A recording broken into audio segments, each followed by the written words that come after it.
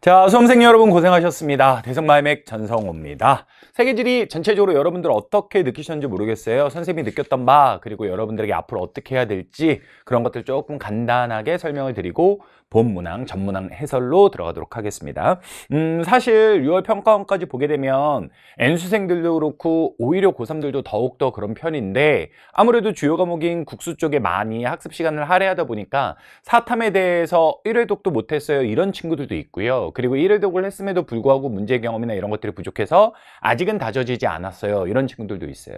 6월 평가원의 의미를 크게 두실 필요는 없을 것 같습니다. 전반적으로 고3 친구들보다 N수생 친구들이 아무래도 사탐에서 더 지금 현재 시점으로서는 우위에 있는 게 맞고요. 그런데 남은 시간이 아직도 많기 때문에 그 기간 동안 무슨 일이 벌어질지 모르기 때문에 여러분들이 크게 실망하거나 아니면 크게 잘 봤다고 해서 자만을 하거나 그럴 이유는 없을 것 같습니다. 자, 전체적으로 난이도는 어땠냐? 조금 상대적으로 다른 과목들에 비해서 국영수에 비해서 선생님이 다 일일이 비교할 건 아니지만 실질적으로 N수생 친구들이나 주변에 있는 친구들한테 이야기를 들었을 적에 조금 상대적으로 주요 과목보다는 조금 평이하게 느껴졌다라는 평이 있었고요. 한지, 세지 두 과목 중에는 한지보다 조금 세지가 쉬웠던 것 같습니다. 자, 전체적으로 선생님이 봤을 때 이 부분이 가장 문제가 될 것 같은데 위도와 경도를 제시해주고 문항이 나왔어요. 근데 이런 문항들은 기존에도 있었죠.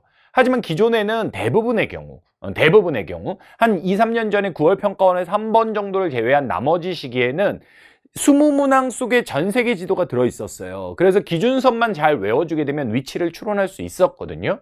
근데 이번에는 2번 문항과 19번 문항인데 2번 문항은 이제 위치 전반에 대한 문항이고 19번 문항은 기후에 대한 문항인데 위경도만을 주고 그 지역을 추론해야 되는데 20개 문항 중에 전 세계의 지도는 들어있지 않았습니다. 그래서 위치에 대한 정보를 좀 더 정확하게 알고 있는 친구가 추론할 수 있는 친구가 유리했던 아니 그게 꼭 필요했던 그런 문항이었죠.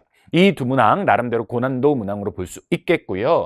그리고 두 번째는요. 그래프 문항이 4개에서 5개 정도 보기에 따라서는 이 정도밖에 없었습니다. 근데 실제로 가게 되면 더 많은 그래프 문항들이 제시가 될 거예요. 그래서 이번에 약간 유형의 차이가 있거든요. 약간 유형의 차이가 있는데 뒤쪽으로 가면서 이번에 설령 잘 봤던 친구들도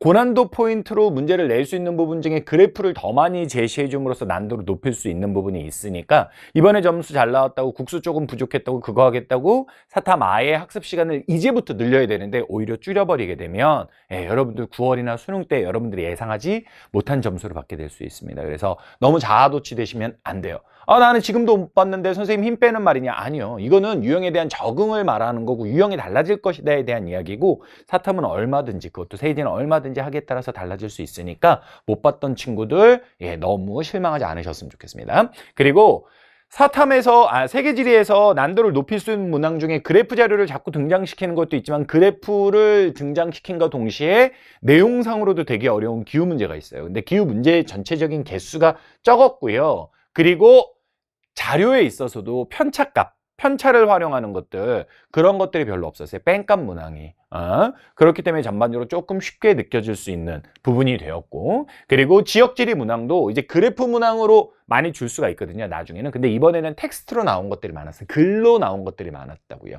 글로만 낸다. 자료로만 낸다. 하나로 단정할 수는 없어요. 하나로 단정할 수는 없는데 전체적으로 이 지역지리 문항들이 그래프 문항들로 몇 개 정도는 바뀔 수가 있다. 그래서 글로 읽으면서 하는 지역지리 유형과 텍스트 중심에 그리고 자료로 나오는 것들이 또 공존을 해야 되기 때문에 앞으로 여러분들 이번에 점수 잘 받은 친구들은 요 그래프 문항들을 더 많이 연습하면서 내공을 키웠으면 좋겠고요.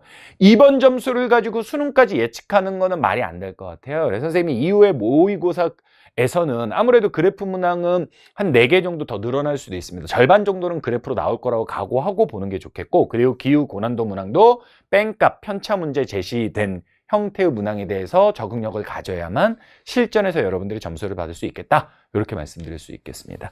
전체적으로 그냥 짤막하게 이렇게 총평을 했고요. 남은 기간에 따라서 세계지리는요 되게 전략 과목이 될 수 있어요.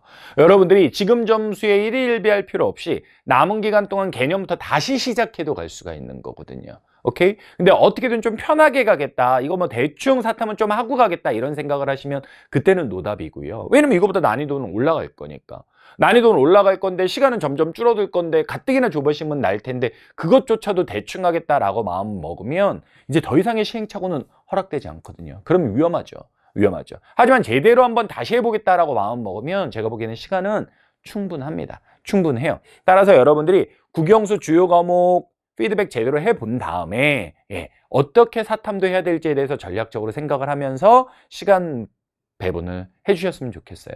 현실적으로 보게 되면 특히 수시로 가려고 하는 친구들은 최저가 필요하다라고 했을 때 사탐이 대안이 될 수 있거든요. 그런 좀 전략적 사고를 하면서 전략적 과목으로 세지를 삼으셨으면 좋겠다라는 말씀을 드리겠습니다. 선생님이 이제 1번부터 20번까지 전문항 해설로 들어가서 하나하나 설명해 드리도록 하겠습니다. 이따 전문항에서 뵙도록 하겠습니다. 감사합니다.